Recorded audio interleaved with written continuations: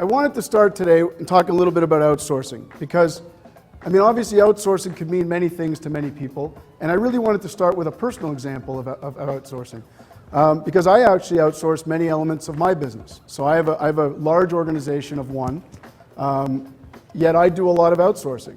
I've got someone in Toronto that does my graphic design. I've got a web designer that's based out of Korea.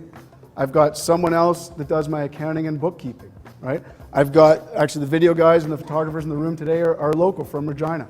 I've got someone from Asia that's transcribing some teleconferences that I do. I'm outsourcing things to all over the world, depending on what makes the most sense for my business. Another one, revenue stream. And what I mean by revenue stream is if we get good enough at making this in-house, is this actually something we can sell to other people, right? So we get so good at producing it for ourselves that it actually becomes a competitive advantage for us, and we can actually sell it to other people. So it becomes another revenue stream that we can sell to others, maybe even our competitors.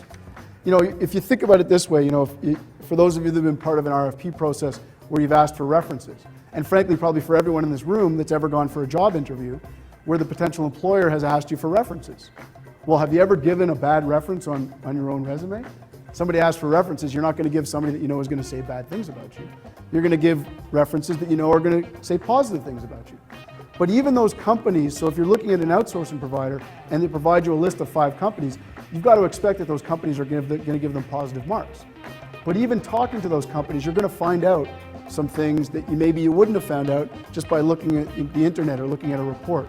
Because you talk to these customers and you ask them questions like, sure, they were great at service. Did you get what you expected, right? You're now 5 years into this relationship with them. Are you getting what was promised on day one, right? They might say, yeah, we're getting most, so you're going to get some insight if you ask those kinds of questions. So you'll ask the standard questions, are you happy? How's their customer service? Do they treat you like a good customer? All those kinds of things. But if you start asking them some probing questions, did you get what you expect? Have they lived up to their end of the contract? Those kinds of things. Those are the important questions that even asking a positive reference, you're still going to get some valuable insight. Is there anything that I should know that you wish you'd known before you signed the contract? That's a very powerful question because it'll force them to think, but usually every company will be able to come up with something. I wish I had added this clause, or I wish I'd known this, right? So researching those potential outsourcing providers, very important. Is this consistent with what you guys are seeing in your everyday lives? Any insights anyone wants to provide?